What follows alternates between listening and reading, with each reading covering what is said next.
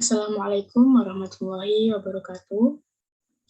Perkenalkan, nama saya Maya Dwi Veronica dengan nomor induk mahasiswa 21010211018. Saya merupakan mahasiswi semester 2 Prodi Pendidikan Ilmu Pengetahuan Sosial Fakultas Ilmu Tarbiyah dan Keguruan Universitas Islam Negeri Maulana Malik Ibrahim Malang.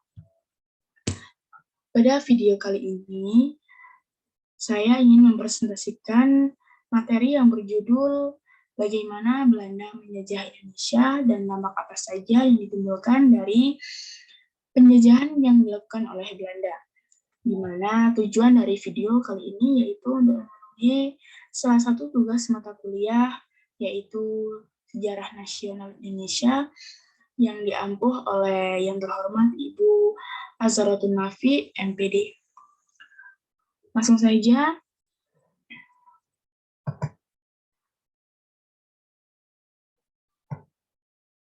Yang pertama yaitu latar belakang Belanda masuk ke Indonesia.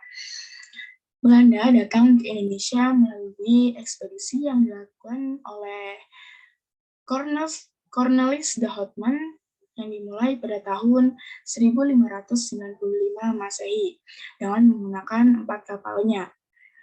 Di mana ekspedisi tersebut terjadi karena beberapa hal. Yang pertama yaitu Belanda merupakan negara jajahan Spanyol. Ya, Belanda merupakan negara jajahan Spanyol selama 80 tahun, yang kemudian akhirnya Belanda melakukan pemberontakan dan akhirnya Belanda berhasil merebut kembali kemerdekaannya. Yang kedua adalah Belanda mengekspor rempah-rempah dari Portugis. Belanda merupakan negara yang mengekspor rempah-rempah dari Portugis, dan Portugis sendiri mendapatkan rempah-rempah tersebut dari Asia. Yang ketiga yaitu penyatuan Portugis dan Spanyol oleh Raja Philip pada tahun 1580. Pada saat itu, Raja Philip berhasil menyatukan Spanyol yang merupakan negara yang pernah menjajah Belanda dengan Portugis yang merupakan negara yang mengimpor rempah-rempah ke Belanda. Otomatis Belanda sudah tidak bisa lagi untuk mengekspor rempah-rempah dari Portugis. Yang kemudian akhirnya muncullah keinginan untuk melakukan ekspedisi ke wilayah Asia.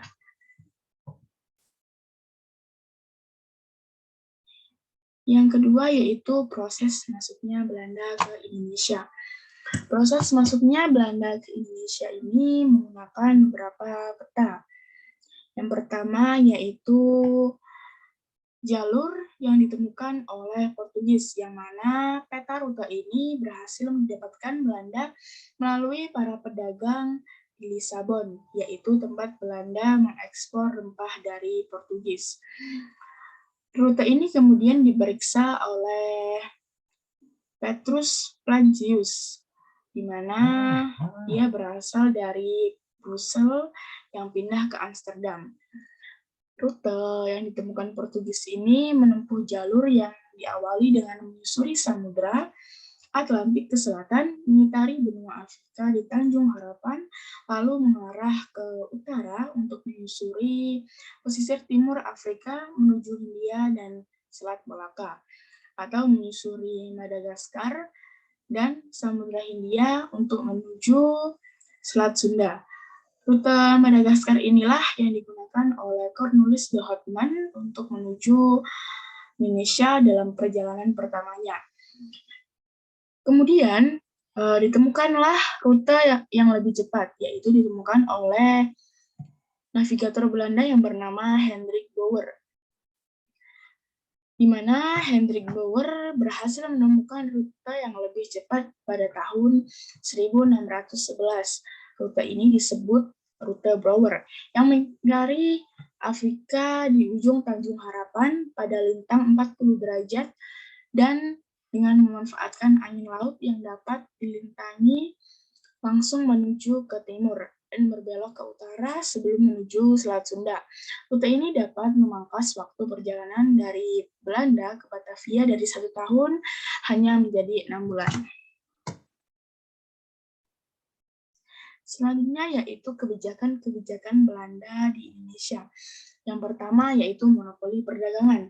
Kebijakan monopoli perdagangan atau sering kita kenal dengan sebutan VOC merupakan sistem perdagangan yang dipimpin oleh Belanda, di mana Belanda berhak menentukan harga dan hal tersebut dapat menguntungkan Belanda karena Belanda bisa membeli rempah-rempah dari Indonesia dengan harga semurah-murahnya. Yang selanjutnya yaitu kebijakan kerja paksa.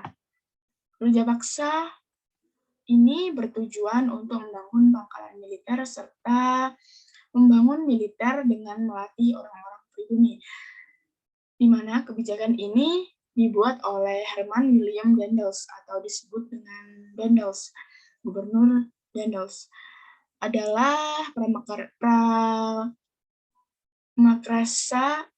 pemrakarsa Jalan Anyar Panarukan yang membentang dari ujung barat hingga ujung timur Pulau Jawa. Inilah mega proyek pertama di Hindia Belanda yang menyatukan banyak korban, terutama warga pribumi. Selanjutnya yaitu sistem tanam paksa.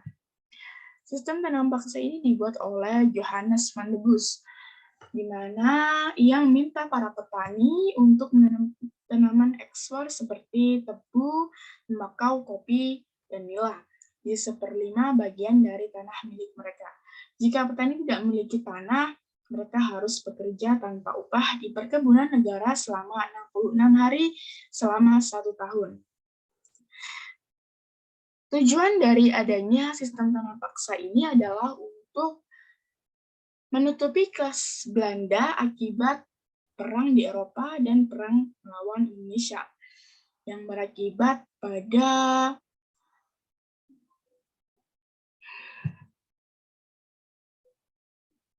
penderitaan yang dirasakan oleh rakyat Indonesia seperti kelaparan,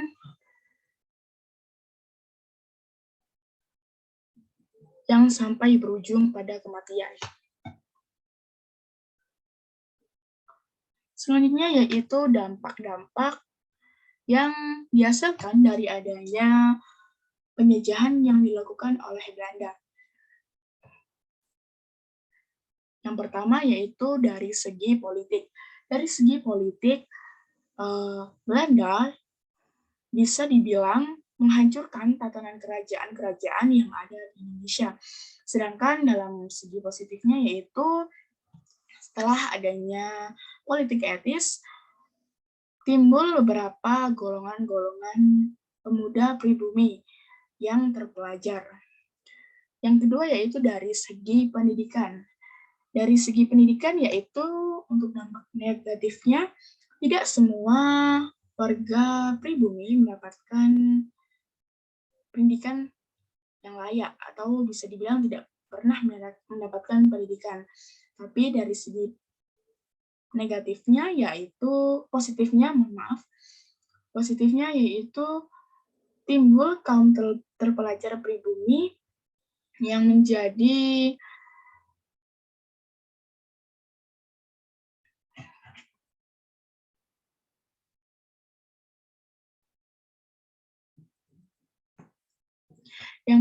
pelopor pertama adanya Pergerakan Nasional Indonesia, di mana Pergerakan Nasional ini antara lain adalah Budi Utomo, Indi Stuparij, PKI, dan lain sebagainya, di mana dari adanya Pergerakan Nasional tersebut timbul rasa untuk memperjuangkan kemerdekaan. Tapi dari segi negatif lainnya yaitu Belanda tetap dalam kodratnya, yaitu ingin mengambil keuntungan saja dari Indonesia, yaitu untuk mendapatkan pendidik yang terpelajar tapi juga murah. Dari yang ketiga yaitu dari segi ekonomi.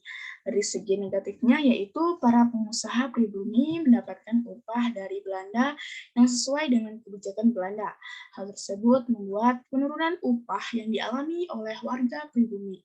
Sedangkan dampak positifnya yaitu banyak dari warga pribumi yang mengenal lebih banyak tanaman untuk mereka tanam di kebun. Sekian presentasi kali ini. Saya mohon maaf apabila ada kesalahan. Terima kasih. Wassalamualaikum warahmatullahi wabarakatuh.